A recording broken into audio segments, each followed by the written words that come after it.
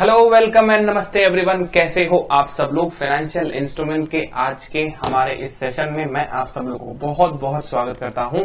और यहां पर देखो, सीधी सी बात है सर, आज हम लोग डिस्कस करने वाले हैं एक बहुत ही इंपॉर्टेंट कॉन्सेप्ट के बारे में जो इस चैप्टर में सबसे ज्यादा इंपॉर्टेंट है। ठीक है sir. Sir portable financial instrument जो है ना सर, उससे भी ज्यादा इंपॉर्टेंट है। जो हमने लास्ट सेशन में सीखा सर, पोर्टेबल फाइनेंशियल इंस्ट्रूमेंट, वो एक बहुत ही अपने आप में जबरदस्त तरीके से डिजाइंड इंस्ट्रूमेंट था सर, पोर्टेबल फाइनेंशियल इंस्ट्रूमेंट, जहां पे बहुत लोग उसको क्या करते थे सर, अपने अपने हिसाब से मैनिपुलेट कर लेते थे। स्टैंडर्ड ने अपना हर संभव प्रयास किया पोर्टेबल फाइनेंशियल इंस्ट्रूमेंट को इक्विटी बनाने का, लेकिन सर आप सही तरीके से उसको अगर आप पढ़कर चलेंगे, रीड करके चलेंगे तो वो इक्विटी बन जाएगा, लेकिन आप उसकी कंडीशन वायोलेट कर देंगे तो वो इक्विटी इंस्ट्रूमेंट फिर नहीं कहलाएगा। यही हमने सर पोर्टेबल फाइनेंशियल इंस्ट्रूमेंट की क्लास में सीखा था।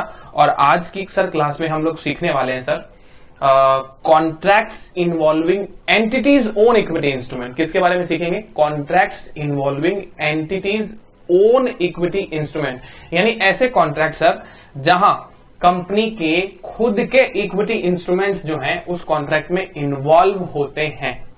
ठीक है, तो ये एक बहुत ही इंपॉर्टेंट कॉन्सेप्ट है। ये कॉन्सेप्ट को सिखाने के लिए ले चलता हूं मैं आपको अपनी क्लास के अंदर, और आगे सर हम लोग अपनी क्लास के अंदर। ठीक है, बोर्ड आपके सामने अभी डिस्प्ले हो रहा है, और सर यहां पे देखो, मैं आपको आज सिखाने वाला हूं contracts involving entities own equity instrument. Sir पहली बात तो, ये कॉन्ट्रैक्ट कितने टाइप के हो सकते हैं? सीधी बात है सर, कॉन्ट्रैक्ट एक लेने का भी हो सकता है, तो सर एक कॉन्ट्रैक्ट देने का भी हो सकता है ना। टू डिलीवर एक कॉन्ट्रैक्ट हो सकता है आपका सर, टू डिलीवर, और एक कॉन्ट्रैक्ट हो सकता है टू रिसीव। ठीक है सर, डिलीवर तो समझ में आता है सर, रिसीव कैसे? खुद के ही इक्विटी इंस्ट्रूमेंट रिसीव करने के कॉन्ट्रैक्ट। हाँ सर, खुद के ही इंस्ट्रूमेंट को रिसीव करने का कॉन्ट्रैक्ट, ऐसे कैसे कॉन्ट्रैक्ट होते हैं? तो सर एक तो हो गया सर आपका टू डिलीवर, और दूसरा हो गया सर टू रिसीव। ओके, अब मेरी बात को ध्यान से सुनना कि टू डिलीवर दैट मीन्स आपको अपने इंस्ट्रूमेंट जो है सर वो इश्यू करने हैं। यहां पे आपको आपके खुद के इंस्ट्रूमेंट जो है ना सर वो इश्यू करने हैं। समझ रहे हो मेरी बात आप लोग? हाँ सर, बिल्कुल।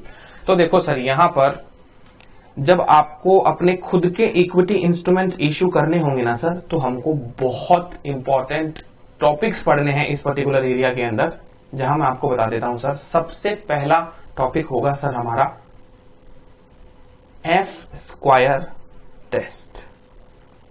एफ स्क्वायर टेस्ट क्या होता है सर? बेसिकली इसे हम लोग कहते हैं sir fixed for fixed test. ठीक है, इसे हम क्या कहेंगे sir? Fixed for fixed test कहेंगे। ठीक है ना, इसको हम सर एफ स्क्वायर टेस्ट कहते हैं। कुछ लोग इसको फिक्स्ड टू फिक्स्ड कहते हैं, कुछ लोग इसको फिक्स्ड फॉर फिक्स्ड कहते हैं। सीधी सी बात है सर, ये जो दो शब्द हैं फिक्स्ड और दूसरा ये शब्द है सर फिक्स्ड, इनका यहां पर क्या इंपॉर्टेंस है ये जानना है सर। ये हमारा एजेंडा है सर आज की क्लास का। दूसरा सर मैं आपको बताता हूं सर, इसमें दूसरी जो बात हमको सीखनी है सर वो है sir compound financial instrument. Compound financial instrument. ठीक है, इसको हम शॉर्ट में CFI कहेंगे। कंपाउंड फाइनेंशियल इंस्ट्रूमेंट को हम क्या कहेंगे शॉर्ट में सर? CFI। ठीक है, और सर यहां पर अपने को जो लास्ट चीज सीखनी है सर वो है sir contingent settlement provision. Contingent settlement provision. ठीक है, ये टॉपिक्स हैं सर, इंड AS 32 के ये अलग अलग टॉपिक्स हैं जो हमको यहां पर सीखने हैं। ठीक है, ये तो हो गया सर डिलीवरी जोन के अंदर। डिलीवरी जोन के अंदर अपने को सर इतनी बातें सीखनी है। ठीक है, डिलीवरी जोन के अंदर सर अपने को इतनी सारी बातें सीखनी है sir. What about the receipt zone? Receivable zone में क्या सर? जहां पे हमको खुद के इंस्ट्रूमेंट सर मिलेंगे, है ना, तो वहां पर सर हमको क्या होगा, हमको ये कॉन्ट्रैक्ट्स को कैसे समझना है। तो देखो सर, मैं आपको एक एग्जांपल बताता हूं, है ना। एग्जांपल देखो क्या है, यहां पे मैं आपको ऐसे एग्जांपल बताऊंगा जो आपने सुने हैं सर। ऐसे मैं आपको एग्जांपल बताऊंगा जो आपने डेफिनेटली सर हमारे इसी इंड एज 32 के लेक्चर में सुने होंगे। और जैसे ही एग्जांपल मैं आपको बताऊंगा आप बोलोगे अच्छा सर अरे यही था क्या, लेकिन मैं आपको एग्जांपल बताऊं, आप लेक्चर देखते देखते एक बार अपने दिमाग में सोचो कि ऐसा कौन सा कॉन्ट्रैक्ट हो सकता है सर जहां सर एंटिटी को खुद के ही इंस्ट्रूमेंट वापस मिल जाए। ऐसा कौन सा कॉन्ट्रैक्ट होता है सर जहां पर एंटिटी को खुद के ही इंस्ट्रूमेंट सर वापस मिल जाए, बोलो ऐसा कौन सा कॉन्ट्रैक्ट होता है सर, बताओ जरा बताओ। एक बार थोड़ा सा एडजस्टमेंट कर लेता हूं मैं सर, है ना, बताओ बताओ ऐसा कौन सा कॉन्ट्रैक्ट होता है सर जहां पर एंटिटी को खुद के ही इंस्ट्रूमेंट जो है सर मिल जाए वापस। तो देखो सर यहां मैं आपको सिखाता हूं इनके बारे में, और ऐसे कॉन्ट्रैक्ट होते हैं सर, ऐसे कॉन्ट्रैक्ट क्या होते हैं, वो होते हैं सर सबसे पहले put option return, put option return on entities own equity shares. सुनना मेरी बात, on entities own equity share. मैंने मेरे ही इक्विटी शेयर्स पर पुट ऑप्शन लिख दिया सर, क्या ये पुटेबल फाइनेंशियल इंस्ट्रूमेंट हो गया सर? हाँ, क्या ये पुटेबल फाइनेंशियल इंस्ट्रूमेंट हो गया, जो हमने लास्ट क्लास में ही सीखा था कि सर पुटेबल फाइनेंशियल इंस्ट्रूमेंट क्या होता है। तो पुटेबल फाइनेंशियल इंस्ट्रूमेंट जो है ना my dear friends, puttable financial instrument sir क्या होता है, तो सर पुटेबल फाइनेंशियल इंस्ट्रूमेंट आप सब जानते हैं कि एक ऐसा शेयर जिसके ऊपर आपको पुट ऑप्शन भी मिल गया है, वही तो पुटेबल फाइनेंशियल इंस्ट्रूमेंट है। लेट्स से आपने अपने खुद के इक्विटी इंस्ट्रूमेंट पे, सर पुटेबल फाइनेंशियल इंस्ट्रूमेंट के जैसा है ये, लेकिन सर पीएफआई ही ये यहां पे फॉल नहीं होता। बताऊं क्यों? क्योंकि sir puttable financial instrument is not necessary कि वो इक्विटी ही हो। पुटेबल फाइनेंशियल इंस्ट्रूमेंट कुछ भी नेचर का फाइनेंशियल इंस्ट्रूमेंट हो सकता है ना। Puttable financial instrument liability nature का भी इंस्ट्रूमेंट हो सकता है, तो इक्विटी नेचर का भी हो सकता है। यहां पे हम स्ट्रिक्टली किसकी बात कर रहे हैं sir? Put option return on entities own equity shares. यहां पे स्ट्रिक्टली मैंने खुद के शेयर्स के ऊपर पुट ऑप्शन लिख दिया है सर। एक तरीके से मैंने मेरे ही इक्विटी शेयर होल्डर्स को बाईबैक का अधिकार दे दिया। अगर मैं बाईबैक करता हूं ना तब तो चलो अलग बात है, वो कंपनीज एक्ट के प्रोविजन को ध्यान में रख के मैं बाईबैक कर लूंगा, लेकिन सर शेयर होल्डर के पास तो सर बाईबैक का राइट नहीं होता ना। लेकिन मैंने शेयर होल्डर को ये राइट दे दिया, मैंने उनको पुट ऑप्शन दे दिया, ठीक है। शेयर इश्यू करने के साथ साथ में मैंने उनको क्या कर दिया, पुट ऑप्शन भी दे दिया। तो ऐसे कॉन्ट्रैक्ट यहां पे फॉल हो जाएंगे। समझे कि नहीं समझे आप सब लोग?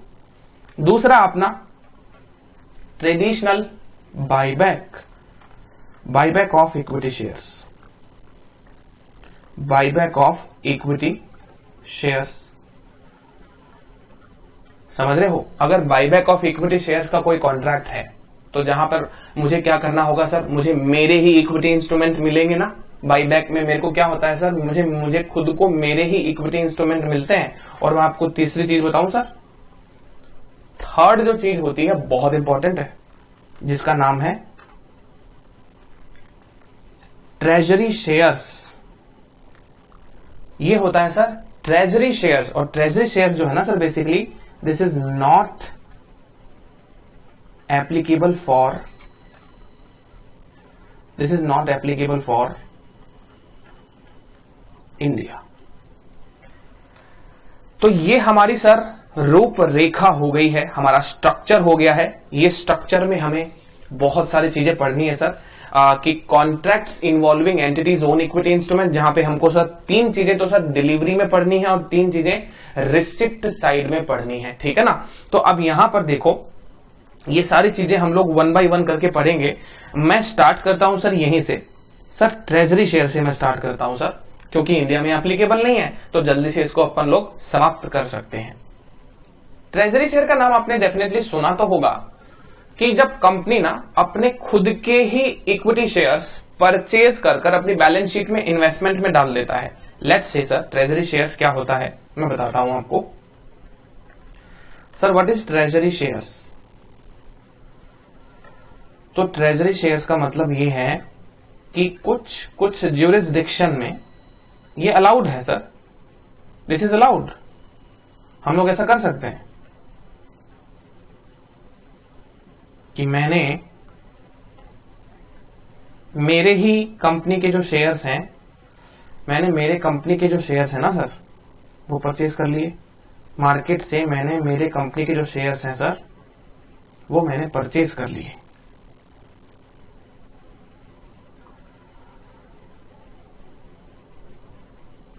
ठीक है, तो लेट्स से ये है मेरे कंपनी के इक्विटी शेयर कैपिटल, और मैंने यही इक्विटी शेयर कैपिटल को माय डियर फ्रेंड्स बाजार से खरीद लिया। मैं बाजार में गया और मैंने इन्हीं इक्विटी शेयर्स को खरीद लिया, और मैंने एसेट साइड में क्या लिख दिया सर, इन्वेस्टमेंट इन ओन इक्विटी इंस्ट्रूमेंट। सर ऐसी कैसी बातें कर रहे हो, ऐसे कैसे पॉसिबल हो पाएगा? खुद के शेयर ही बाजार में जाके खरीद लिए, तभी तो बोल रहा हूं ना इंडिया में एप्लीकेबल नहीं है, कंपनीज एक्ट अलाउ नहीं करता इस चीज को, हमारा भारत का कंपनीज एक्ट अलाउ नहीं करता है। देखो भाई इंडेस विंडेस जो है ना, अकाउंटिंग स्टैंडर्ड वगैरह जो है वो तो सर सेकेंडरी है, हालांकि फाइनेंशियल रिपोर्टिंग में सुप्रीम पावर है, इंडेस को सुप्रीम पावर है, अकाउंटिंग स्टैंडर्ड को सुप्रीम पावर है, there is a supremacy of accounting standard over the companies act. लेकिन कंपनीज एक्ट सर वैसे भी कंपनीज एक्ट जो है ना वही है जो हमारे पूरे इंडियन कॉर्पोरेट्स को गवर्न करता है, कंपनीज एक्ट के बिना कुछ नहीं है सर। और मैं आपको एक बात बताऊं, इंडेस अकाउंटिंग स्टैंडर्ड ये भी कहां लिखे हुए हैं, सेक्शन 133 में लिखे हुए हैं। आपके जितने भी इंडेस हैं सर, आपके जितने भी अकाउंटिंग स्टैंडर्ड हैं पुराने वाले जो हम लोग आईपीसीसी में इंटरमीडिएट में पढ़ रहे थे सर, वो सब सेक्शन 133 में नोटिफाई होकर लॉ बनते हैं। इसलिए सर लॉ से बड़ा कुछ नहीं है इंडिया के अंदर, तो इंडिया के कानून के हिसाब से आप ऐसा नहीं कर सकते। लेकिन आज मैं आपको एक बहुत ही आपके सबसे फेवरेट चैप्टर की याद दिलाता हूं। आईपीसीसी में आपका एडवांस अकाउंट में कौन सा चैप्टर जो है सर फेवरेट हुआ करता था, मतलब जिसको देखते ही ऐसे मतलब सुकून मिलता था कि अगर ये चैप्टर एग्जाम में आ जाए तो मजा आ जाए सर। और मैं बताता हूं सर वो चैप्टर कौन था सर, वो था इंटरनल रिकंस्ट्रक्शन ऑफ कंपनीज। याद आया आपको, internal reconstruction of companies. Sir बिल्कुल सही कह रहे हैं आप, ये चैप्टर देख के मन प्रसन्न हो जाता था, और जब एग्जाम में इसके क्वेश्चन आते थे तो वाह जी वाह, है ना। तो internal reconstruction of companies her student को मतलब कंठस्थ याद हो जाता है, उनको इसकी अकाउंटिंग भी समझ में जल्दी से आ जाती है, और 20-20 नंबर के बड़े बड़े क्वेश्चन भी आते हैं, तो सर कोई डर नहीं होता था, like simple flow of journal entries and फिर बाद में प्रिपरेशन ऑफ बैलेंस शीट। तो अभी मैं आपको एक बात बताता हूं, इंटरनल रिकंस्ट्रक्शन ऑफ कंपनीज में अब हो सकता है कि आपकी याददाश्त थोड़ी धुंधली पड़ जाए, क्योंकि अब मैं स्पेसिफिक होने वाला हूं यहां पे। शेयर सरेंडर का नाम सुना आपने, शेयर सरेंडर का नाम सुना है सर आपने? वहां पे एक मेथड हुआ करता था शेयर सरेंडर, और शेयर सरेंडर में बताऊं क्या होता है सर, शेयर सरेंडर में कंपनी के इक्विटी शेयर होल्डर या फिर प्रेफरेंस शेयर होल्डर से हम लोग सरेंडर करा लेते थे शेयर, और इन्हीं शेयर्स को हम लोग हमारी लाइबिलिटीज के पेमेंट के लिए काम लेते थे। इन्हीं शेयर्स को हम लोग सर लाइबिलिटीज के पेमेंट के लिए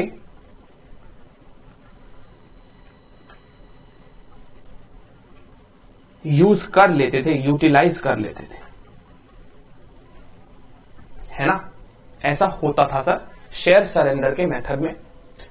तो सर बेसिकली क्या होता था कि सर जैसे इक्विटी शेयर होल्डर वालों ने और प्रेफरेंस शेयर होल्डर वालों ने जैसे ही अपने इंस्ट्रूमेंट को सरेंडर किया, तो ऐसा तो नहीं है कि उसी दिन वो इंस्ट्रूमेंट हम लोग अपने लाइबिलिटी वालों को इश्यू कर देंगे, हाँ उसी दिन उनको इश्यू कर दिया जाएगा। बोलो हाँ कि ना? नहीं सर, डेट ऑफ सरेंडर और डेट ऑफ फ्रेश इश्यू अलग अलग हो सकती है। डेट ऑफ सरेंडर और date of fresh issue sir अलग अलग हो सकती है। तो ऐसे केस में इंटरनेशनली वो लोग क्या करते हैं, जब उनको शेयर सरेंडर करना होता है या उन्हीं शेयर को किसी दूसरे को इश्यू करना होता है, तो इंटरनेशनली क्या होता है सर, हम लोग अपनी बैलेंस शीट में खुद के शेयर्स परचेज कर लेते हैं। ये देखो मैंने खुद के शेयर परचेज कर लिए, और अब मैं क्या करूंगा सर, इन्हीं इन्वेस्टमेंट को फिर किसी दूसरे को वापस भेज दूंगा, किसी दूसरे को वापस भेज दूंगा। किस किस ज्यूरिसडिक्शन में क्या होता है कि ऐसा होता है कि हम अपने शेयर मार्केट में जाके खरीद लेते हैं एंड देन फिर उनको वापस किसी को भेज देते हैं। तो ऐसा कुछ कुछ ज्यूरिसडिक्शन में अलाउड है, इनको बोलते हैं हम लोग ट्रेजरी शेयर्स। इनको इंटरनेशनल लैंग्वेज में हम लोग क्या कहते हैं सर, ट्रेजरी शेयर्स, जो है बेसिकली क्या सर, खुद ही के शेयर में खुद का इन्वेस्टमेंट या इंटरनल रिकंस्ट्रक्शन। याद करो तो आप इक्विटी शेयर कैपिटल को रिड्यूस करते थे, शेयर सरेंडर से आपकी इक्विटी शेयर कैपिटल रिड्यूस होती थी सर, लेस शेयर सरेंडर करते थे आप लोग। आपने कभी भी शेयर सरेंडर को एसेट साइड में नहीं दिखाया है, क्योंकि हमारे इंडिया में पॉसिबल ही नहीं है वो होना, है ना। हमारे भारत में वो पॉसिबल ही नहीं है कि हम लोग उसको इन्वेस्टमेंट दिखा दें। हमारी ही कंपनी के शेयर्स खरीद लिए हमने बाजार में जाकर, शर्म नहीं आती क्या ऐसी बातें करोगे? तो सर देखो ये शेयर सरेंडर जो है ना, ऐसे पॉसिबल नहीं हो सकता, ऐसे पॉसिबल बिल्कुल भी नहीं हो सकता। और अगर ऐसे पॉसिबल नहीं हो सकता तो सर हम लोग उसको शेयर कैपिटल से रिड्यूस करते थे। इंटरनेशनली इसको as a treasury shares held किया जाता है, as a treasury share sir हम लोग इसको हेल्ड करते हैं। ओके, इनको हम कहते हैं सर ट्रेजरी शेयर्स। तो वन टाइप ऑफ कॉन्ट्रैक्ट जहां आपको आपके ही इंस्ट्रूमेंट मिलने वाले हैं वो ये हो गया सर ट्रेजरी शेयर्स का कॉन्ट्रैक्ट समझ लीजिए, या आपने शेयर सरेंडर करवा लिए। लेकिन लेकिन लेकिन अब भले ही चाहे आपने शेयर सरेंडर करवा लिए, इंडिया पे इंडिया का कानून पहले लगेगा, आप ऐसे उसको इन्वेस्टमेंट नहीं दिखा सकते, आप उसे इन्वेस्टमेंट नहीं दिखा सकते हैं, ठीक है जी बिल्कुल सर। इसी का एक सिमिलर एग्जांपल और बताता हूं, आईपीसीसी में रिडम्पशन ऑफ डिवेंचर का चैप्टर हुआ करता था, जहां हम लोग ओन डिवेंचर में इन्वेस्टमेंट करके डिवेंचर को कैंसिल कर देते थे। तो सर हम खुद के ही डिवेंचर में इन्वेस्टमेंट करके कुछ दिनों तक डिवेंचर को एज एन इन्वेस्टमेंट रखते थे, लेकिन बाद में अल्टीमेटली उनको कैंसिल करते थे। ऐसा नहीं है कि उनको हमको रखना है। तो अल्टीमेट पर्पस क्या होता था ऐसी ओन इन्वेस्टमेंट करने का? कैंसिलेशन। अल्टीमेटली इवेंचुअली वो चीजें कैंसिल हो जाती थी, क्योंकि आप अपनी सिक्योरिटीज में इन्वेस्टमेंट कर कर अपनी ही बैलेंस शीट में नहीं दिखा सकते सर, और लॉजिकल भी है वो, ठीक है ना। समझ में आई आप सब लोगों को बात मेरी? तो ट्रेजरी शेयर्स का काम हो गया, ट्रेजरी शेयर्स के बारे में हमने समझ लिया। Sir what about buyback? Buyback, अच्छा बताएं सर, बाईबैक पे अगर मैं आपको बाईबैक की बात कहूं तो सर क्या होता है ना कि बाईबैक में, तो सर यहां पर हमारा जो बाईबैक होता था वो section 63 of the companies act 2013 से गवर्न होता है, होता था भी सर और होता है भी सर, है ना।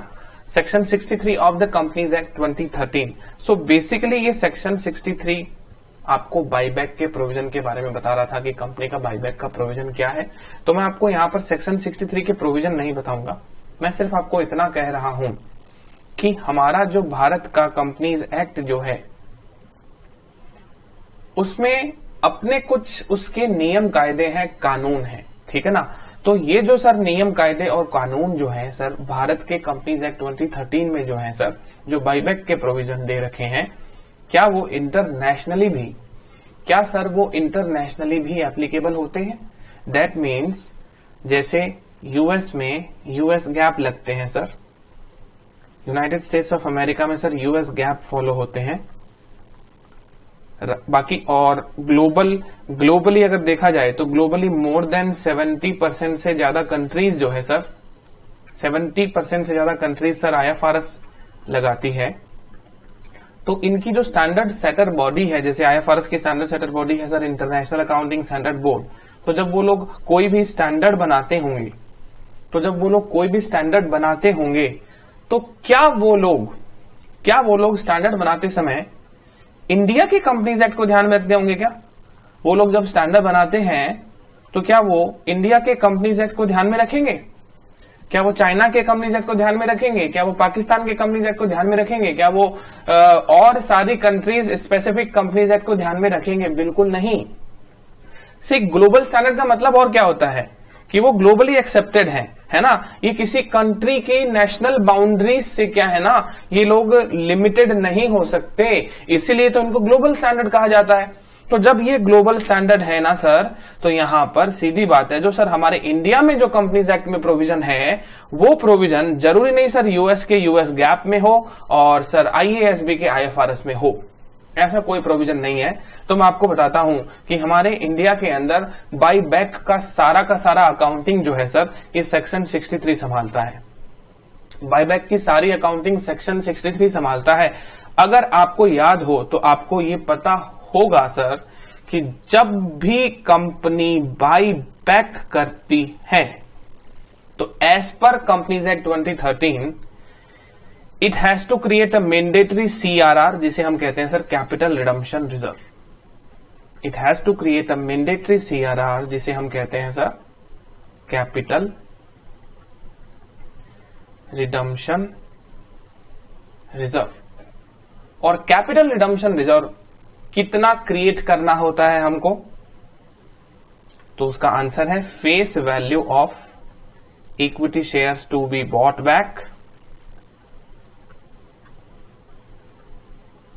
राइट। और इसमें एक रिलैक्सेशन होता है, less fresh shares issued.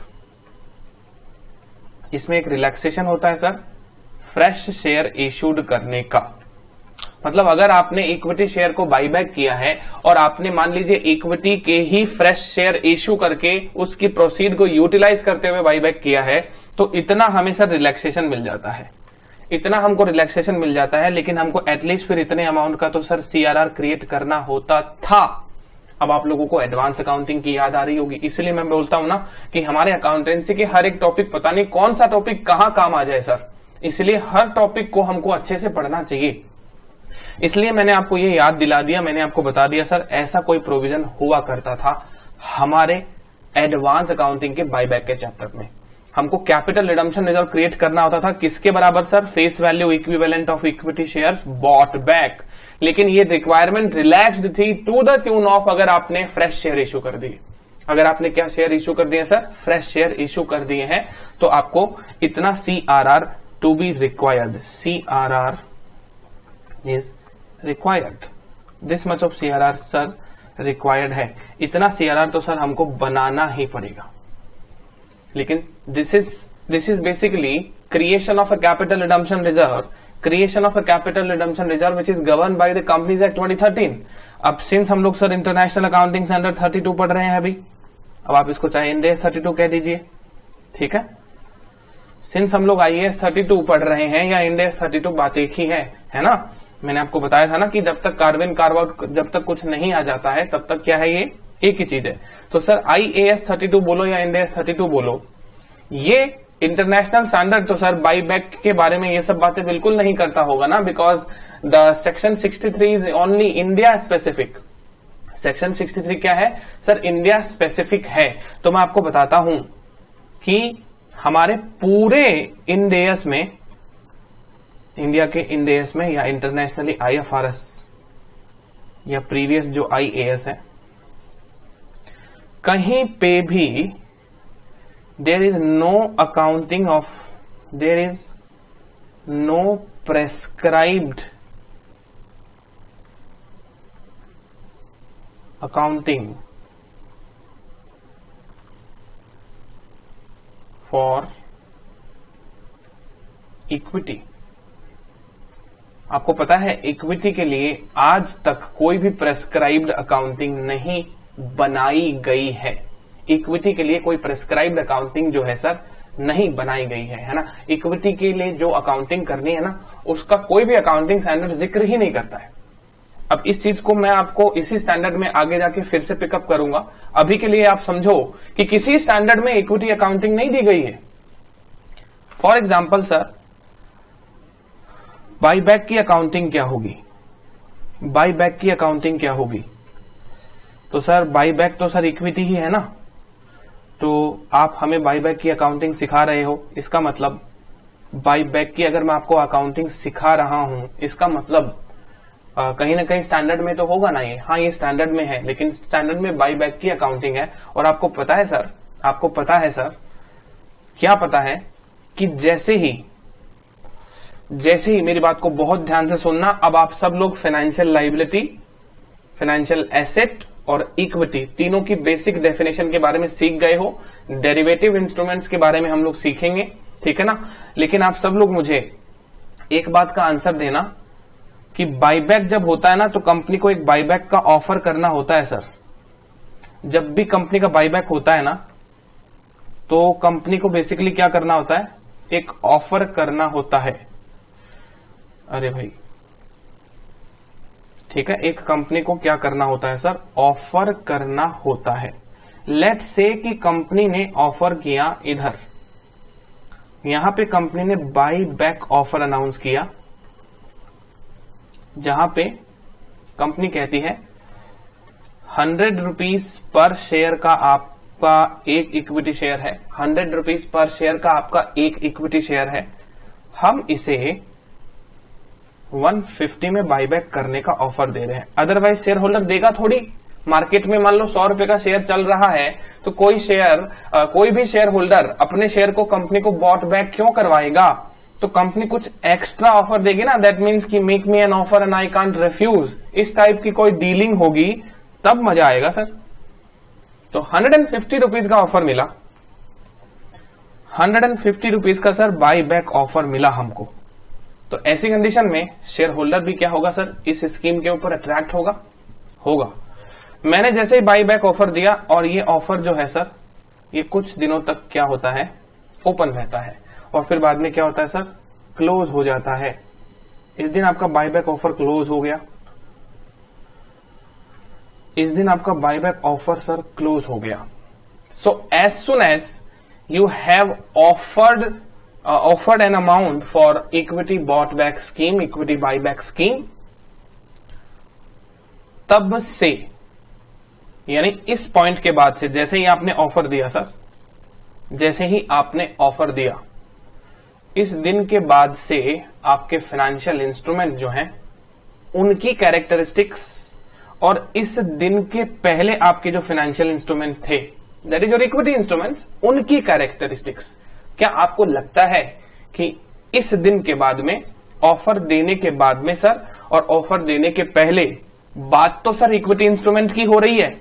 I am all together talking about equity instruments, है ना। मैं पूरे ये स्केल जो देख रहे हैं ना आप लोग, ये सारा स्केल जो है सर, ये जो स्केल देख रहे हैं आप, है ना, ये सारा का सारा जो स्केल आप देख रहे हैं, ये पूरा जो स्केल है ना, पूरा स्केल, ये पूरा स्केल बेसिकली क्या है, ये पूरा स्केल आपका इक्विटी इंस्ट्रूमेंट वाला ही है। बस मैं तो आपको बोल रहा हूं, लेट्स से ये तारीख है 1 अप्रैल और ये है सर 30 जून, और 30 जून के बाद में, 30 जून के बाद में हमारा जो भी इक्विटी इंस्ट्रूमेंट होगा वो सारा का सारा इक्विटी इंस्ट्रूमेंट अपना कलर चेंज करेगा। देखना सर कैसे, 30 जून लेट से मैंने बाईबैक ऑफर दिया और 1 अप्रैल से लेकर सर 30 जून तक, 1 अप्रैल से लेकर देखना 30 जून तक ये इक्विटी इंस्ट्रूमेंट सर, इनकी नेचर कैरेक्टरिस्टिक्स कुछ अलग थी, इनकी नेचर और कैरेक्टरिस्टिक्स सर कुछ अलग थी। लेकिन आपको एक बात बताऊं, जैसे ही बाईबैक ऑफर लग गया ना सर,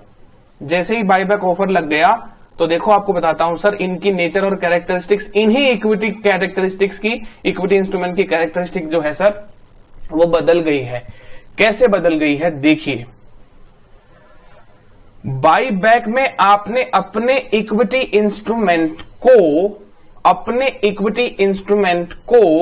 150 रुपए में खरीदने का ऑब्लिगेशन अपने सर के ऊपर ले लिया है। एक कंपनी ने सर कब, 30 जून को आके वो कंपनी खुद मार्केट में ऐसा बोल रही है that I am giving you a offer that you can sell your equity shares to me at a predetermined price of 150 rupees. Now आप बताइए क्या 30 जून को आपको एक ऑब्लिगेशन हो गया कि नहीं हो गया? किस बात का ऑब्लिगेशन हुआ हमको? 30 जून को सर ऑब्लिगेशन हुआ इक्विटी शेयर बॉट बैक करने का। इक्विटी शेयर क्या करने का? बॉट बैक करने का ऑब्लिगेशन हो गया हमको सर, मतलब बाई बैक करने का ऑब्लिगेशन आ गया।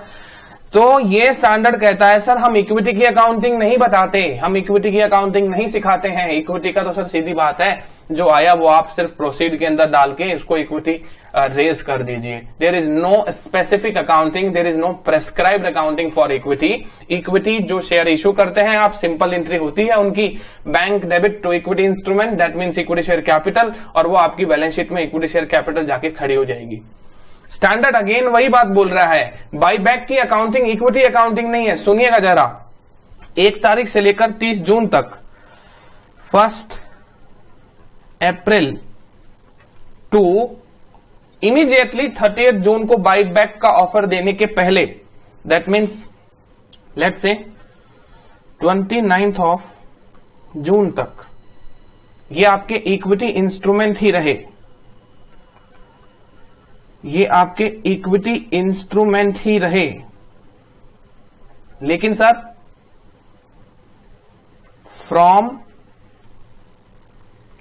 30 जून ऑनवर्ड्स, फ्रॉम 30 जून ऑनवर्ड्स आपने जितने भी बायबैक प्रपोजल लिए हैं ना, जितने भी बायबैक का प्रपोजल आपने दिया है, आपने खुद ये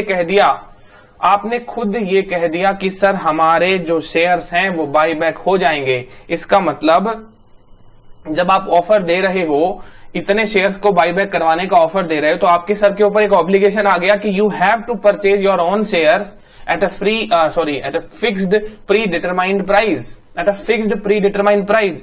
सो फ्रॉम 30 जून ऑनवर्ड सर यही इंस्ट्रूमेंट आपके अब क्या बन जाएंगे पता है आपको?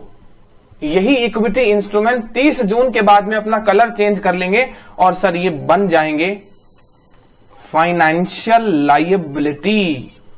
अच्छा सर, कितनी बढ़िया बात बोली है आपने।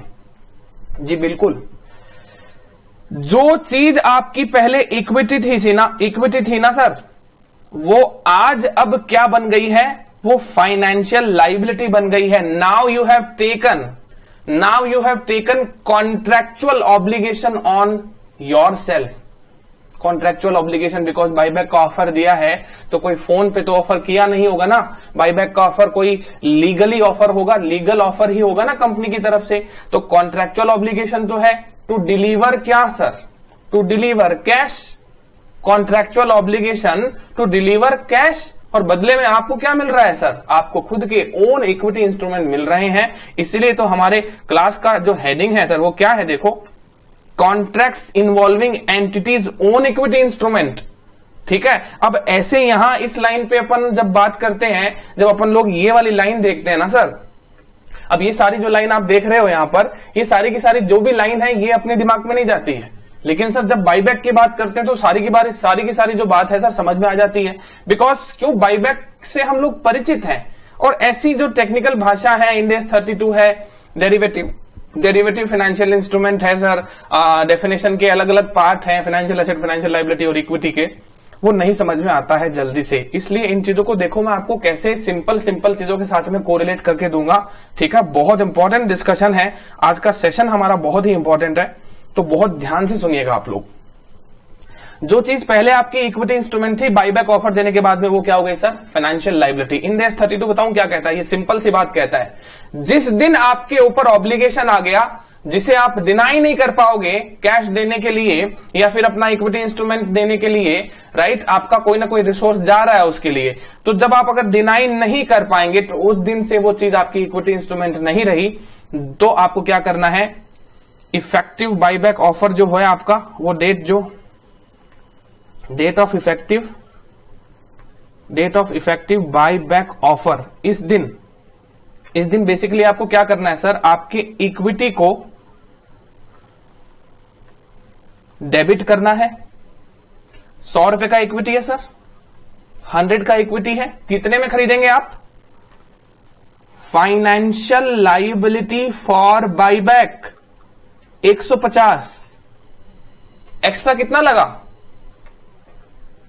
50। सर 50 भी पता है कहां डेबिट होगा? अदर इक्विटी में। 50 कहां पे डेबिट होगा सर? अदर इक्विटी में। आपको पता है सर अदर इक्विटी का मतलब क्या होता है? जब हम लोग सर शेड्यूल 3 डिवीजन 2 के बारे में पढ़ रहे थे तो मैंने कहा था, unlike our accounting standard zone, unlike the division 1 of the schedule 3, we have division 2 for the preparation of and presentation of the financial statement for Ind AS based entities, और Ind AS based entities के सारे reserves कहां होते हैं? Balance sheet में, other equity में। जो पहले हम लोग रिजर्व सरप्लस बोलने की आदत डाल रखे थे ना, उस आदत को अब कन्वर्ट कीजिए आप लोग, और अब उस रिजर्व सरप्लस को छोड़िए, बिकॉज हमारे सिलेबस में नहीं है रिजर्व सरप्लस। जब अपने लोग इंटर में पढ़ते थे तो मैं आपको कहता था ये फाइनल वाली चीजें हमारे सिलेबस में नहीं है। अब अपन फाइनल में आ गए हैं तो अपने को ऐसा बोलना पड़ेगा, अब वो इंटर वाली चीजों को भूल जाइए, बिकॉज इंटर के अंदर जो शब्द यूज होता था रिजर्व एंड सरप्लस, यहां पे शब्द क्या यूज होगा सर, अदर इक्विटी।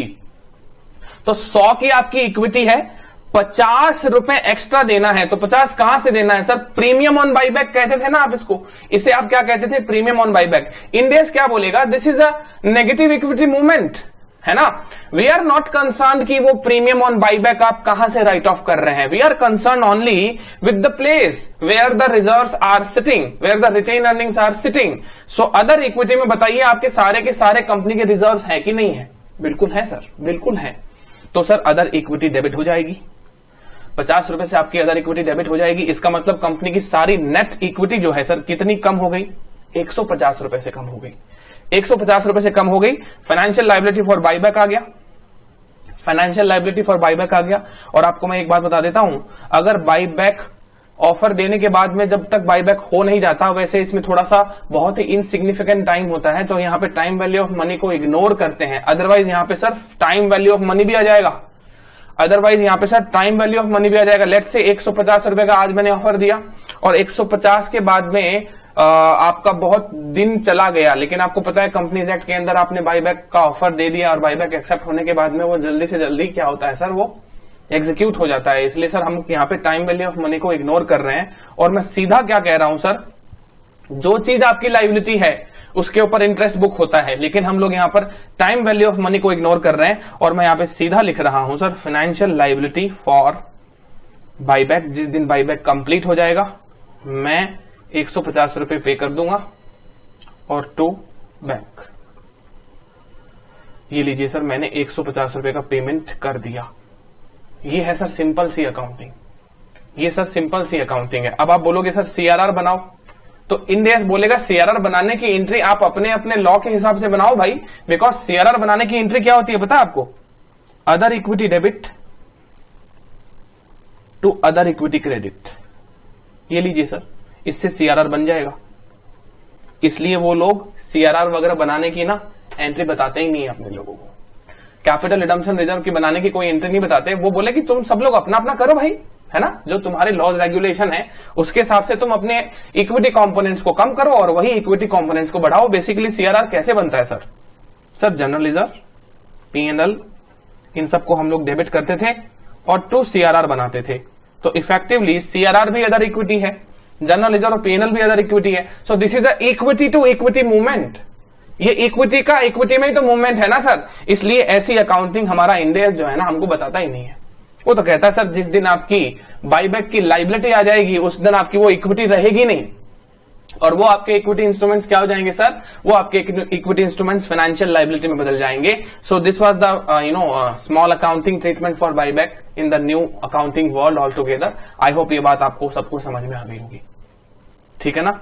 सो ये बाईबैक भी आज का हमारा एक पॉइंट था जो हमने डिस्कस किया सर, ठीक है। तो हमने कितनी बातें डिस्कस कर ली, देखिए हमने ट्रेजरी शेयर के बारे में डिस्कस किया, हमने बाईबैक के बारे में डिस्कस किया। Now coming to put options, put option return on entities own equity shares. So it is like similar to buyback, very much similar to buyback. What is the difference between buyback and put option return on equity instrument? सिर्फ इतना ही difference है कि option इस बार share holder के पास में है और buyback में ऑप्शन जो है सर कंपनी के पास में होता है। कंपनी को अगर लगता है बाईबैक करवाना है तो करवा सकता है, लेकिन अगर इक्विटी वालों को ऑप्शन दे दिया मैंने, इक्विटी वालों को मैंने ऑप्शन दे दिया, पुट ऑप्शन दे दिया, तो उस चीज को मैं क्या कहूंगा sir, put option return on entities own equity shares. अब बताइए put option return on entities own equity share ये किस टाइप के इंस्ट्रूमेंट है, ये किस टाइप के इंस्ट्रूमेंट है। ऑप्शन उनके पास है सर, इसका मतलब वो कभी भी आ सकते हैं आपसे मांगने के लिए आ सकते हैं ना, अपने ऑप्शन को, अपने शेयर्स को पुट करवाने के लिए आ सकते हैं। पुटेबल इक्विटी इंस्ट्रूमेंट है ये।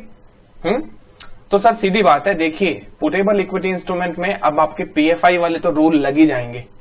पीएफआई वाले तो कल वाले रूल लगने ही लगने हैं। आपको ये चेक कर लेना है सर 16A से लेकर 16D की बातें जो है वो क्या इसमें एप्लीकेबल हो रही है, subject to anti abuse clause also. अगर वो सारी बातें फुलफिल हो रही है तो अपना इक्विटी इंस्ट्रूमेंट हो सकता है, अदरवाइज ये इक्विटी इंस्ट्रूमेंट नहीं, फिर फाइनेंशियल लायबिलिटी ही होगा डे 1 से ही। तो ऐसा कौन सा कॉन्ट्रैक्ट होता है सर जहां हमको हमारे खुद के इक्विटी इंस्ट्रूमेंट मिलते हैं? तो देखो मैंने काफी सारे एग्जांपल बता दिए, ठीक है ना, मैंने आपको यहां पे काफी सारे एग्जांपल बता दिए, ठीक है।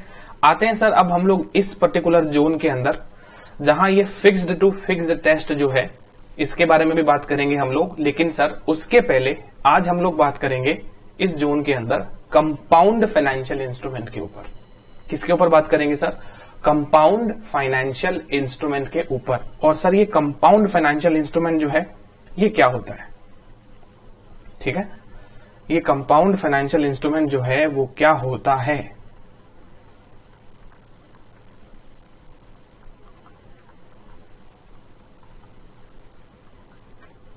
कंपाउंड फाइनेंशियल इंस्ट्रूमेंट्स, सीएफआई बोलेंगे इनको अब आगे से हम लोग शॉर्ट में, ठीक है ना, सीएफआई बोल देंगे इनको, कंपाउंड फाइनेंशियल इंस्ट्रूमेंट को शॉर्ट के अंदर। तो सर यहां पर हम लोग चलते हैं हमारे मॉड्यूल में और आपको मैं बताता हूं आपको कहां पे आना है सर। पेज 12.46 में आओ आप सब लोग, पेज 12.46 में, बहुत आगे है, जहां जिन पेजेस में हम लोग हैं वहां नहीं है, ये बहुत आगे दे रखा है, सुनना जरा। पेज 12.46 में आओ और देखो यहां पे दे रखा है सर कंपाउंड फाइनेंशियल इंस्ट्रूमेंट, ठीक है ना। अब देखो सर कंपाउंड फाइनेंशियल इंस्ट्रूमेंट वैसे तो बहुत ही इजी चीज है, और ये होता क्या है बेसिकली कंपाउंड फाइनेंशियल इंस्ट्रूमेंट, यानी ऐसे फाइनेंशियल इंस्ट्रूमेंट जिनमें सीधी बात है सर फाइनेंशियल लायबिलिटी और इक्विटी दोनों कैरेक्टरिस्टिक्स हो। फाइनेंशियल लायबिलिटी और इक्विटी दोनों कैरेक्टरिस्टिक्स हो, उस चीज को हम क्या कहते हैं सर? फाइनेंशियल इंस्ट्रूमेंट कंपाउंड वाले, इसलिए इसे हम क्या कहेंगे सर? कंपाउंड फाइनेंशियल इंस्ट्रूमेंट, जहां होती है इनके अंदर दोनों की दोनों कैरेक्टरिस्टिक्स मौजूद है ना। देखिए क्या कह रहा है, एक तो ऑब्लिगेशन टू डिलीवर कैश भी है, एक तो sir obligation to deliver cash भी है हमारे पास में, और यहां पर आपका settlement in own equity instrument ये भी मिलेगा आपको। सेटलमेंट पढ़ रहे हैं ना अपने लोग, अपना ये वाले एरिया में है, डिलीवरी वाले एरिया में है, जहां पे हम लोग को शेयर देने हैं, तो वहीं पे तो जहां आपको अपना शेयर भी देना है और जहां आपको अपना रिसोर्स दैट इज कैश भी देना है, तभी तो जाके ये दोनों क्या होगा आपका, दोनों की कैरेक्टरिस्टिक्स मिक्स होगी, तभी तो सर ये क्या होगा आपका कंपाउंड फाइनेंशियल इंस्ट्रूमेंट। तो ऑब्लिगेशन टू डिलीवर कैश भी होगा, settlement in non equity instrument भी होगा, है ना। तो ये अगर इंडिपेंडेंट होते, खाली यही होता ओनली ये, तो सर फाइनेंशियल लायबिलिटी, केवल इक्विटी शेयर देने होते तो सर आपका इक्विटी हो जाता, लेकिन सर दोनों है, इसका मतलब ये क्या हो जाएगा? कंपाउंड फाइनेंशियल इंस्ट्रूमेंट हो जाएगा, है ना, ठीक है। तो ये कंपाउंड फाइनेंशियल इंस्ट्रूमेंट जो है, देखो जैसे मैं आपको एग्जांपल बताता हूं, यहां पे मैं देखो आपको एक एग्जांपल बताता हूं, आप इलस्ट्रेशन 27 में आ जाओ, इलस्ट्रेशन नंबर 27 में आओ। देखो ये कह रहा है redeemable debentures with discretionary dividend. मेरी बात को बहुत ध्यान से सुनना आप सब लोग। कंटिन्यूड फ्रॉम इलस्ट्रेशन 2, इलस्ट्रेशन 2 पढ़ा था हमने, इलस्ट्रेशन 2 हमने पढ़ा था, वहीं से ये कंटिन्यू हो रहा है ना।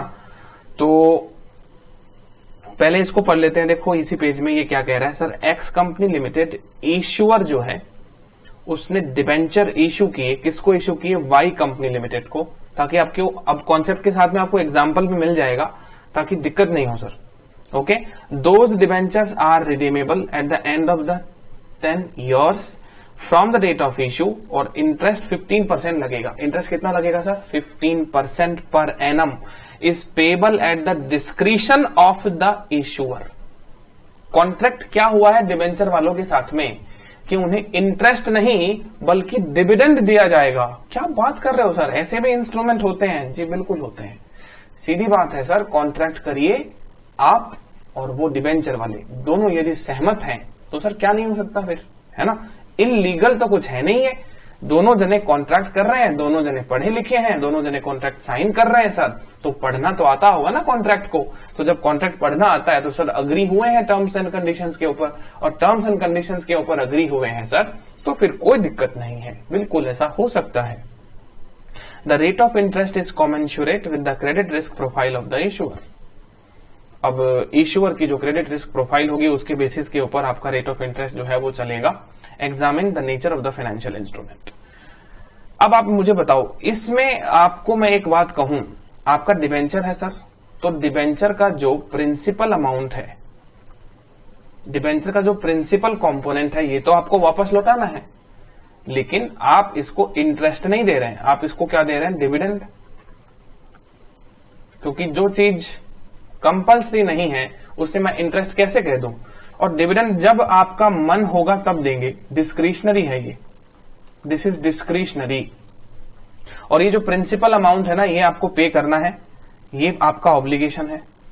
ये प्रिंसिपल अमाउंट जो है सर आपको पे करना है, ठीक है, प्रिंसिपल अमाउंट आपको पे करना है, तो पे करना है तो ये तो सर आपका ऑब्लिगेशन हो गया। और डिविडेंड जो है वो डिस्क्रिशनरी है, इसलिए आपका कोई ऑब्लिगेशन नहीं है, there is no obligation, there is no obligation, कोई ऑब्लिगेशन नहीं है सर। तो कैन आई से जब आपका कोई ऑब्लिगेशन ही नहीं है तो this is your equity.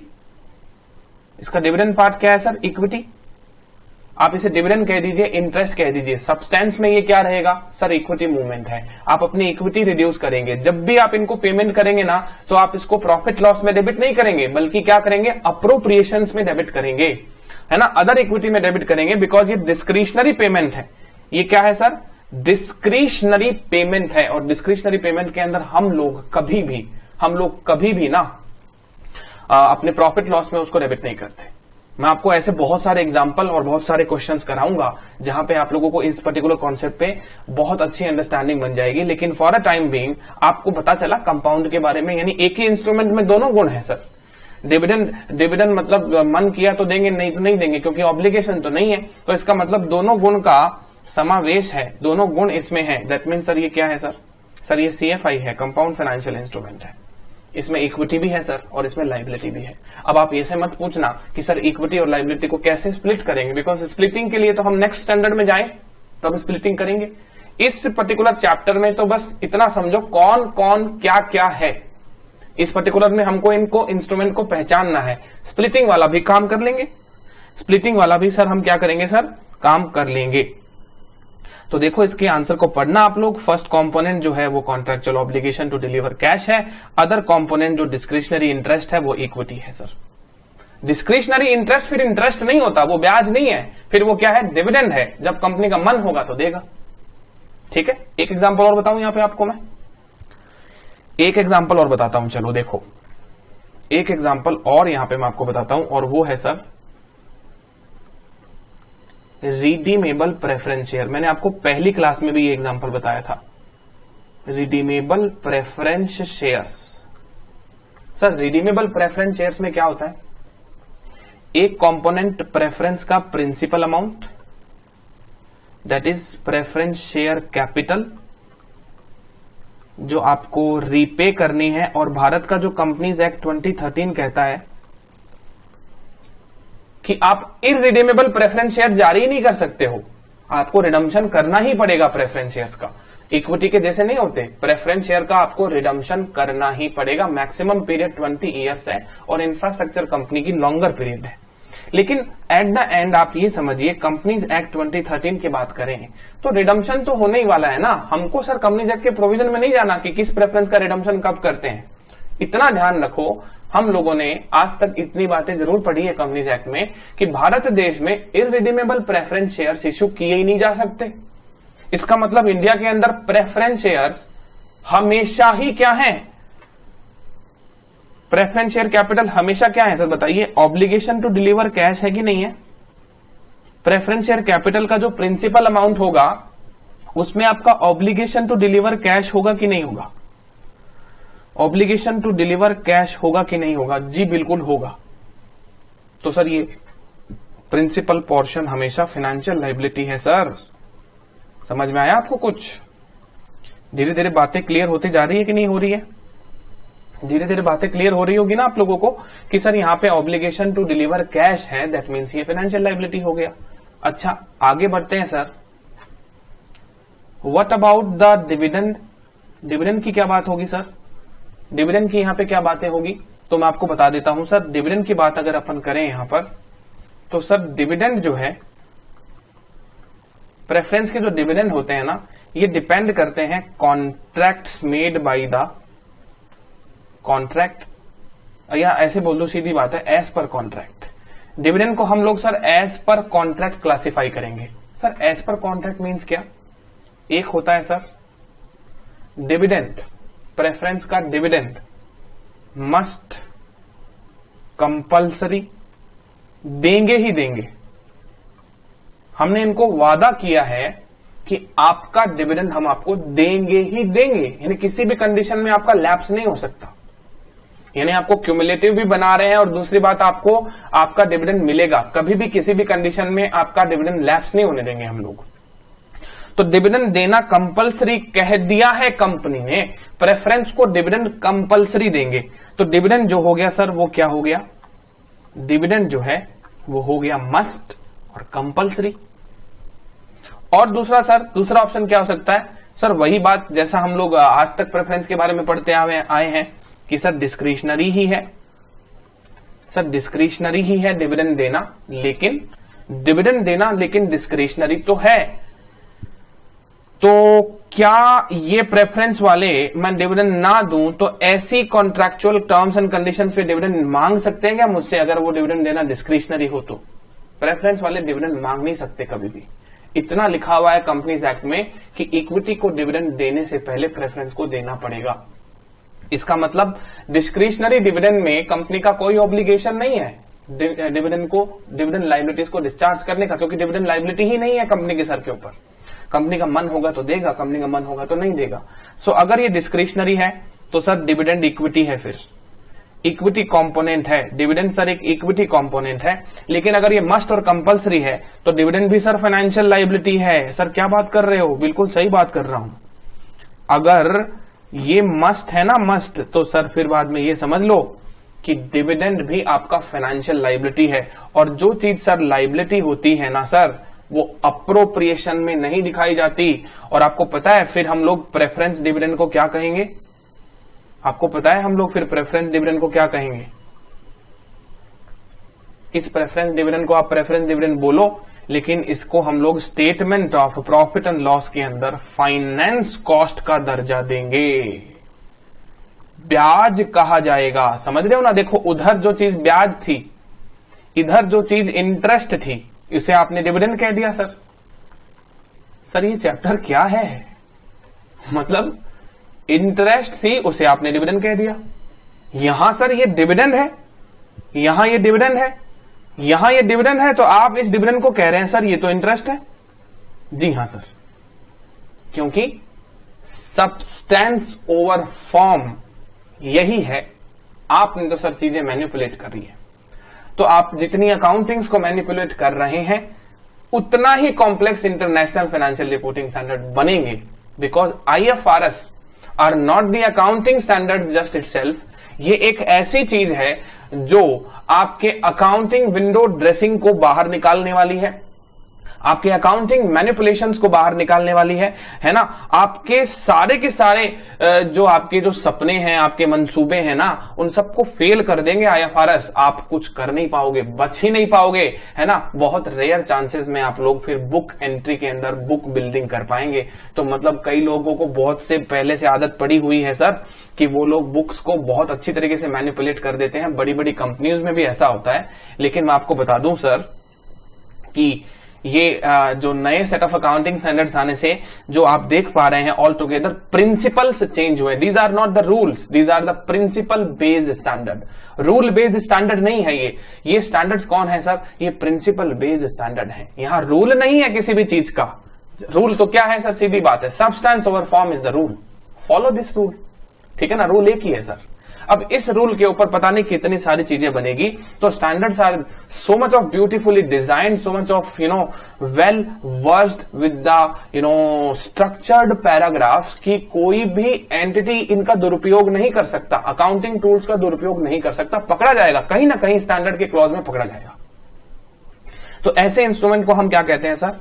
Compound financial instrument कहते हैं, जहां एक ही इंस्ट्रूमेंट के दो दो टुकड़े किए जाते हैं। शायद ही मैंने CFI के बारे में आपको फर्स्ट क्लास में भी बताया था। ठीक है, समझे आप सब लोग मेरी बात? समझे ना आप सब लोग मेरी बात? हाँ, तो यहां पर एक ही एग्जाम्पल था इसका, और मैं आपको CFI के बारे में अभी बता चुका हूं, डिस्कस कर चुका हूं सर।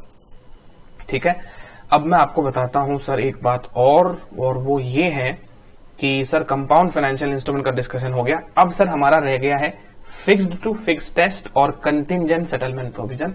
ये दो जो आपके बहुत इंपॉर्टेंट है, बहुत सबसे ज्यादा। इसलिए मैंने क्या किया सर, जो सबसे पहले इजी थे उनको सबको निकाल दिया पोर्टफोलियो से। अब सर जो सबसे इंपॉर्टेंट रह गए हैं ना, वो यही है sir, fixed for fixed test और कंटिंजेंट सेटलमेंट प्रोविजन। ये हम करेंगे सर नेक्स्ट वीडियो में, ये नेक्स्ट वीडियो में करेंगे। लेकिन सर नेक्स्ट वीडियो का मैं आपको इंतजार कर रहा हूं, उसके पहले मैं आपको एक बात बता देता हूं, और वो ये कि मैं आपको यहां पे बता रहा था सर कि यहां पे sir time value of money को हम लोग इग्नोर करते हैं। टाइम वैल्यू ऑफ मनी को हम लोग सर जनरली बाईबैक में इग्नोर कर देते हैं। ठीक है, यहां तो इग्नोर कर देते हैं, लेकिन आपको पता है बाईबैक की जैसी ही अकाउंटिंग इसकी भी होती है। किसकी सर? किसकी? सेम बाईबैक जैसी अकाउंटिंग होती है sir, put option return on own equity shares. इसकी अकाउंटिंग क्या जानना चाहेंगे आप? क्या इनकी अकाउंटिंग जानना चाहेंगे? Put option return on own equity shares. तो देखो मैं आपको बताता हूं, इसकी अकाउंटिंग मैं आपको बता देता हूं, और फिर आज का सेशन हम लोग यहां पे करेंगे क्लोज। लेकिन उसके पहले मैं आपको सिखा दूंगा sir put option return on entities own equity instruments की accounting. So now we are learning accounting for put option return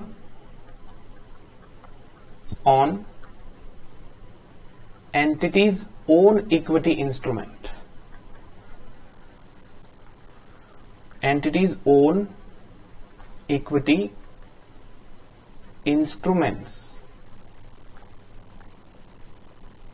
okay, तो यहां पे सबसे पहले मैंने आपको बताया था ऑप्शन के बारे में। सबसे पहले प्रीमियम एक्सचेंज होता है, प्रीमियम एक्सचेंज होता है। आप ऑप्शन राइटर हैं सर, अभी आपने पुट ऑप्शन राइट किया ना, तो you are option writer, you are option writer, you are basically company और आप एक ऑप्शन राइटर हैं। और जब आप ऑप्शन राइटर है ना सर, तो आपके पास सबसे पहले ऑप्शन को राइट करने का, ऑप्शन को किसी दूसरे पर्सन को देने का प्रीमियम आएगा, है ना। तो जब आपको प्रीमियम मिलेगा, ऑप्शन प्रीमियम जब आपको रिसीव होगा on premium, on receipt of premium ऐसा लिखना चाहिए ना, ऑन रिसिप्ट ऑफ प्रीमियम। ठीक है, तो देखो यहां पे मैं लिखता हूं सन ऑन रिसिप्ट ऑफ प्रीमियम। ठीक है, तो एंट्री हो जाएगी sir bank account debit to option premium. और मैं आपको बता देता हूं ऑप्शन प्रीमियम पूरा का पूरा आपका अदर इक्विटी में जाएगा। किस में जाएगा sir? Other equity. Bank account debit to option premium other equity में जाएगा। ठीक है, अगर इसको हम लोग सर थोड़ा क्वांटिफाई भी कर दें तो मजा आ जाए सर। तो देख लो, लेट्स से कि आपका अभी शेयर प्राइस चल रहा है 100 मार्केट में, आपने इसके ऊपर पुट ऑप्शन लिखा सर, 1 शेयर की बात ही करते हैं सर, एकदम 1 यूनिट में काम करेंगे। और आपको सर यहां पर कुल मिलाकर लेट्स से 10 रुपीज का प्रीमियम मिल गया। तो आपने ये 10 रुपीज से एंट्री पास कर दी कि आपको ऑप्शन का प्रीमियम मिल गया सर, ये इक्विटी में चला गया। ठीक है, फिर पता है आपको क्या करना है। जैसे ही आपने ये ऑप्शन इश्यू कर दिया, मैंने आपको शायद परसों की क्लास में, दैट मीन्स हम लोग जो last to last class discuss कर रहे थे, उसमें मैंने आपको बताया था for every option writer, for every option writer option under written are always financial liability. समझ में आया कि नहीं आया? मैंने बताया था ना, हर ऑप्शन राइटर के लिए अपने ही इक्विटी इंस्ट्रूमेंट पे ऑप्शन राइट कर देना फाइनेंशियल लायबिलिटी को जन्म देता है। अब इसमें जरूरी नहीं अपने इंस्ट्रूमेंट पे किया, अगर किसी दूसरे इंस्ट्रूमेंट पे भी करता तो भी सर वो फाइनेंशियल लायबिलिटी होती है। तो इसका मतलब हर ऑप्शन राइटर के सर के ऊपर होगी एक ना एक लायबिलिटी। तो आपको पता है अब सेकंड में अपने को क्या करना होता है। लेट्स से कि आपको ये ऑप्शन जो प्रीमियम मिला है, ऑप्शन प्रीमियम जो मिला है, मान लो कि आपकी सट्टेबाजी ऐसे हो गई, because these are the derivative instruments, right. Options are what sir? Options are derivative instruments, option are not non derivative instrument. अच्छा एक बात तो मैं बताना भूल ही गया, कहां गई वो बात, मैंने कहां लिखा था वो, सॉरी, एक बार मैं पहले आपको वहां लेके चलता हूं ताकि मैं आपको यहां पे बता सकूं। ये जो है ना सर कंपाउंड फाइनेंशियल इंस्ट्रूमेंट, ये कंपाउंड फाइनेंशियल इंस्ट्रूमेंट जो है ना सर, ये नॉन डेरिवेटिव इंस्ट्रूमेंट्स हैं। ये आपके नॉन डेरिवेटिव इंस्ट्रूमेंट्स हैं, क्योंकि सर यहां पे कोई सट्टेबाजी थोड़ी ना हो रही है। These are the actual instruments, है ना, कोई शर्त नहीं लगाया जा रहा, कोई ऑप्शन नहीं एक्सचेंज किया जा रहा है यहां पर। These are basically simple non derivative instruments, ठीक है। ये आपके सारे के सारे नॉन डेरिवेटिव इंस्ट्रूमेंट है। नाउ कमिंग हियर, यहां पे अगर अपन ऑप्शन की बात करें तो सर, अगर ऑप्शन की बात करेंगे तो सर ऑप्शन तो आपका एक डेरिवेटिव इंस्ट्रूमेंट ही है ना, क्योंकि यहां पर आपका एक नॉमिनल अमाउंट इन्वॉल्व है, इसकी वैल्यू अंडरलाइंग एसेट से आ रही है ना। इसकी वैल्यू कहां से आ रही है सर? नॉमिनल, एक तो इसका नॉमिनल अमाउंट इन्वॉल्व है इसमें, और इसकी वैल्यू सर कहां से आ रही है? अंडरलाइंग एसेट से आ रही है। और हमारा सर डे वन के ऊपर कोई भी कॉन्ट्रैक्ट नहीं है सर कैश फ्लो एक्सचेंज करने का। ये तो सर जब अपना ऑप्शन एक्सपायर होगा, वेदर वो अमेरिकन हो यूरोपियन हो, जब ऑप्शन का पूरा काम निपट जाएगा तब पता चलेगा कि कौन शर्त में हारा और कौन शर्त में जीता। लेट्स से कि जिस व्यक्ति ने ऑप्शन राइट किया, अगर वो ऑप्शन जीत जाएगा, इस शर्त को जीत जाएगा, तो 10 रुपया उसका फायदा है। प्रीमियम खा के बैठ गया वो तो घर पे, 10 रुपया उसका फायदा है, वो घर पे प्रीमियम कंज्यूम करके बैठ गया। बोलो हाँ कि ना, समझ में आया कि नहीं आया? बिल्कुल आया सर। लेकिन लेट्स से बाजार पलट गया, मैंने ऑप्शन राइट किया है कि somebody has to put their shares to me at a fixed predetermined price of ₹100। अब एक बात बताओ, बाजार में आप ही के शेयर की प्राइस लेट्स से हो गई है 60, 40, 30, इस रेंज में हो गई 20, तो डूब गया ना पैसा आपका। तो आपने पुट ऑप्शन राइट कर दिया, कितने का प्राइस दिया? एक्सरसाइज प्राइस कितने का दिया आपने अपने इंस्ट्रूमेंट होल्डर को? 100 रुपए का एक्सरसाइज प्राइस दिया। यानी आपके इंस्ट्रूमेंट होल्डर, यानी आपके जो पुट ऑप्शन होल्डर हैं, आपके इक्विटी इंस्ट्रूमेंट वाले पुट ऑप्शन होल्डर जो हैं, वो बोलेंगे सर आपने हमें ऑप्शन दिया है। हाँ मैंने बोला दिया है, बिल्कुल दिया है। कितने का दिया है सर? मैंने बोला 100 रुपए में बेचने का ऑप्शन दिया है। अच्छा इस बात के लिए क्या लोगे सर? मैंने बोला 10 रुपए लूंगा। सर 10 रुपए ले लोगे? बहुत है। हाँ 10 रुपए बहुत है। तो मुझे तो मिल गया ये पैसा, बैंक अकाउंट डेबिट, और मेरा फायदा हो गया। सर ये ऑप्शन प्रीमियम है, दिस इज माई फायदा। मैंने इसको कहां डाल दिया सर? अदर इक्विटी में डाल दिया। मैंने इसको कहां डाल दिया सर? अदर इक्विटी में डाल दिया। लेकिन अगले दिन आपके शेयर के प्राइस नीचे नीचे नीचे नीचे आते गए। ऐसी कंडीशन में सोचो आपका क्या होगा। तो बस आपको सोचना है, यदि आप शर्त हार रहे हैं, इस डेरिवेटिव वर्ल्ड के अंदर आपका नुकसान हो रहा है, तो पता है आपको क्या करना होता है? आपको एक डिलीवरेबल अमाउंट से फाइनेंशियल लायबिलिटी बुक करनी होती है। Now you have to book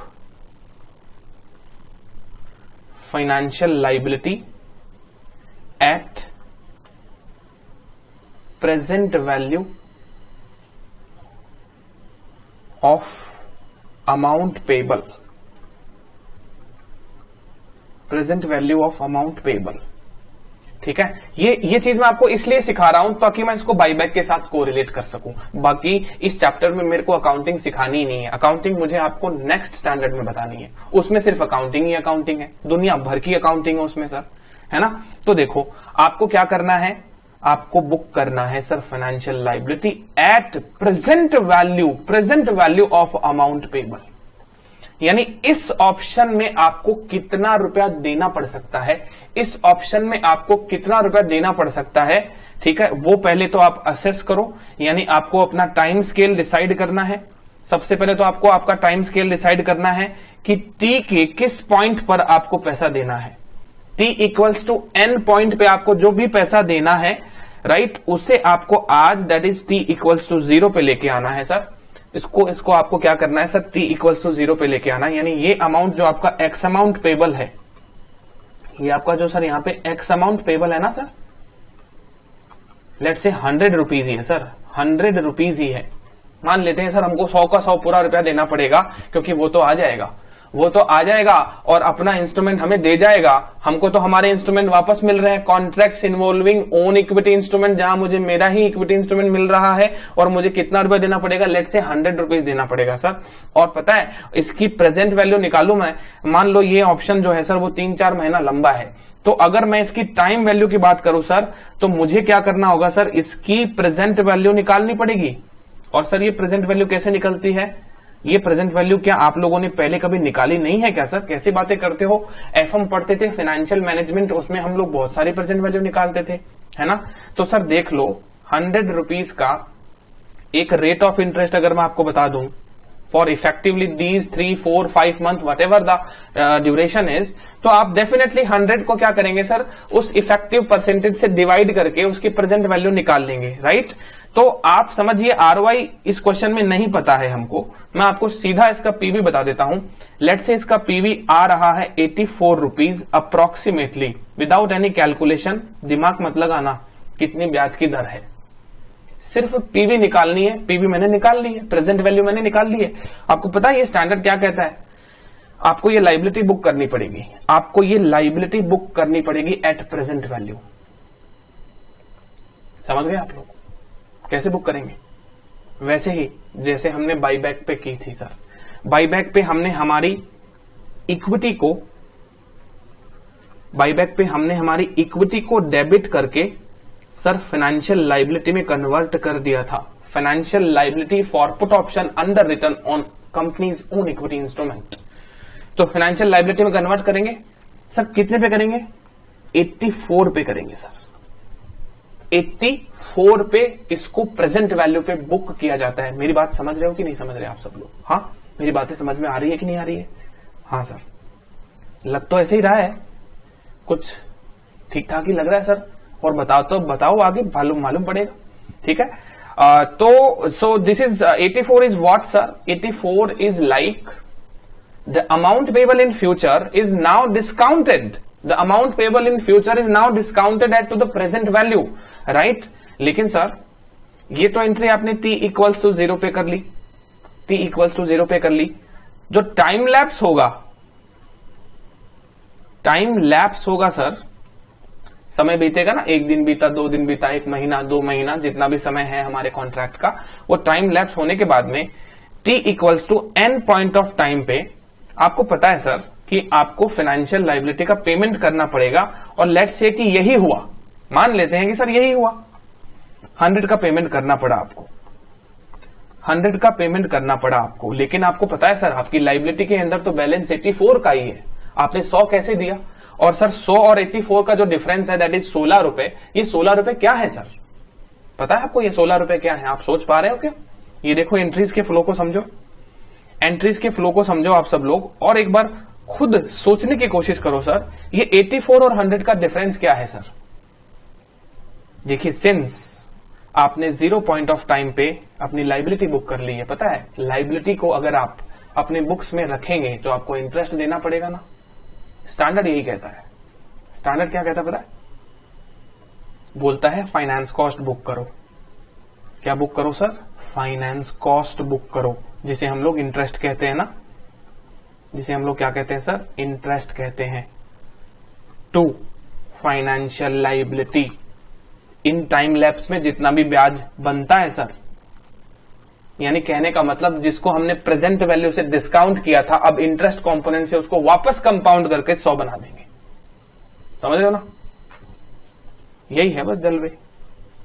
इन्हीं इंडियन अकाउंटिंग स्टैंडर्ड्स के यही तो है सर तौर तरीके, जो पहले कभी ऐसे देखे ही नहीं थे हमने।